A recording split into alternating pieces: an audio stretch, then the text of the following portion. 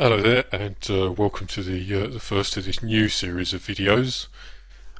If you've read the emails that I've been sending out recently or looked on the blog, then you'll know that I've decided to change the format of these videos a little bit. And there's a few reasons why I wanted to do that. One of the main reasons is that when I'm trading live, there's only so much I can talk to you about. Most of my concentration is going on my actual trading, and as we'll see later on in these videos, that's very important. So if I'm concentrating on what I'm actually doing, it's very difficult to give a commentary at the same time and really explain my reasons for why I'm taking the trade I'm taking and how I'm actually trading. So by doing these videos not live and sort of coming away from the charts and using standard presentation techniques, I can cover a lot more material than what I can cover when I'm talking and trading at the same time. So that's one of the reasons. Another reason is that same old, same old. When you've watched one or two live trading videos, you've probably watched them all really. There's only so much that you can pick up from watching that kind of video.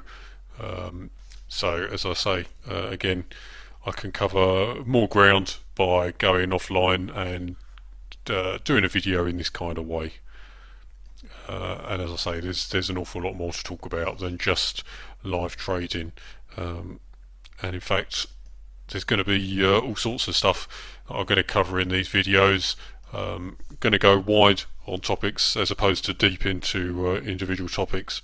So some of the things that be covering will be different trading instruments, different time frames, broker options. I know that's something that comes up a lot. Get a lot of emails about what kind of brokers and spread bets and CFDs and all that kind of thing. Umbrella accounts, popular topic. So definitely be covering that. Indicators.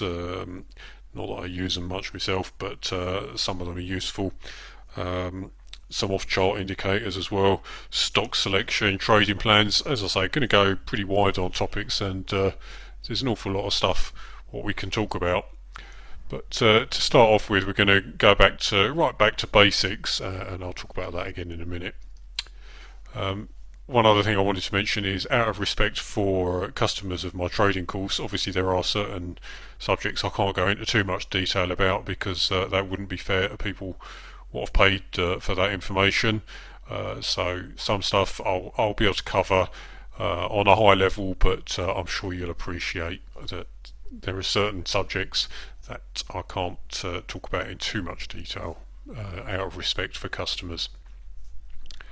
So before we get going on that, just wanted to talk very quickly about iTunes. Hopefully you're watching this through the iTunes feed. If not, highly recommend it. A few reasons why iTunes is a really good way of getting these videos. You get priority video access. That's the first thing. I'll be launching these videos or releasing them on iTunes at least 24 hours before they're available anywhere else, including my own blog or YouTube or any of the other video sites. There's no buffering with iTunes. I know some people, particularly if you haven't got the fastest of internet connections, when you're watching the video it can be a bit stop start while it's buffering. Don't get any of that with iTunes because it downloads it in the background and it's all there on your computer ready and waiting for you when you're ready to watch it. And automatic delivery, of course. So iTunes, you can set that up to go off and check every hour, every day, or however often you want to see if there's anything new, and it will go and download it in the background for you. So when you're ready to watch the video, then it's already sitting there waiting for you. So definitely the future of video delivery, iTunes, much smoother way of getting this content to you. Of course, if there is any reason why you can't use iTunes or you don't want to, I will still be putting these videos on the blog, and you can still watch them in that way. It's just that you'll be a couple of days behind everyone else. So very briefly, to get iTunes, you can go to apple.com/iTunes/download. There's versions for the Mac and for the PC. Just go down there and download it. I think the website automatically works out what kind of machine you've got, so it gives you the right download. Very easy to install. Once you've got it up and running, go to the iTunes store on the left hand side there, and then over to the search iTunes box. And if you just type in Day Trading Freedom, then that'll find this video podcast straight away for you. Or you can type in Harvey Walsh, or you can click. There's a link on the blog that you can click, which will take you into iTunes and find it directly for you. And then you can either click the subscribe button that comes up on there, or if you click on the little picture, the little icon next to Day Trading Freedom, that'll take you to the page all about this video podcast. And there's a number of old videos on there. If you want to go back and download some of those, you can just click the get podcast or get episode button there, and they'll download into your iTunes, and then you'll have a copy that you can view locally whenever you want. And again, there's a subscribe button on there. So that's how you get the videos, and as I say, best way to get them in my view.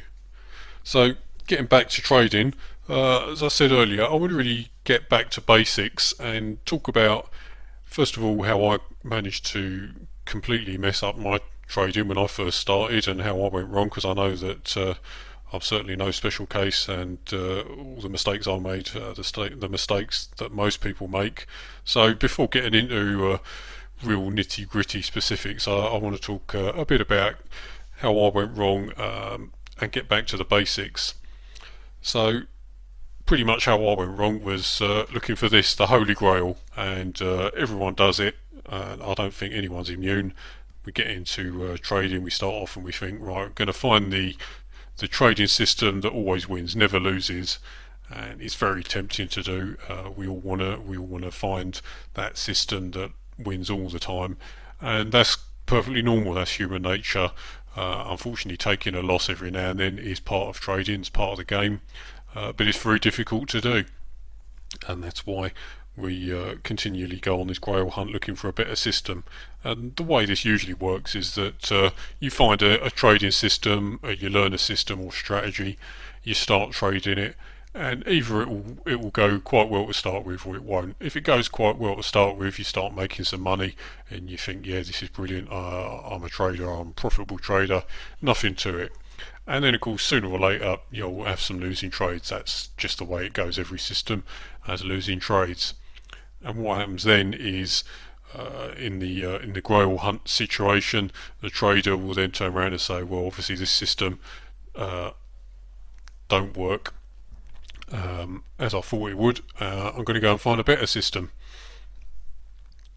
And so the grail hunter starts jumping strategy jumper I call them, and they go off and find another strategy, and the cycle repeats.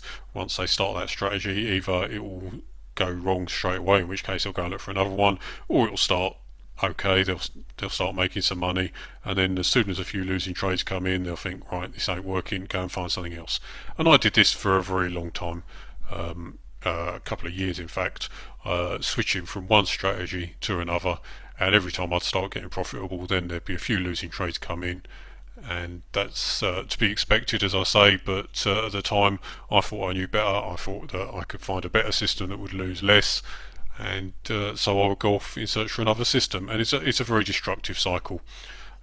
You end up losing money, losing time, and what I realise now, of course, and it's easy looking back with hindsight, which is always 20/20, had I just stuck to one system and really stuck to it, learnt it properly, ridden out those losing trades, then would have become profitable much sooner.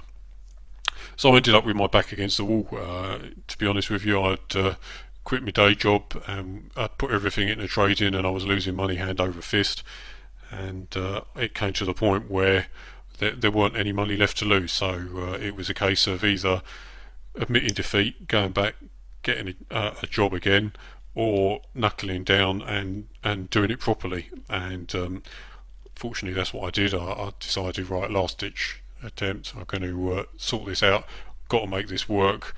And so I went and found myself some trading mentors,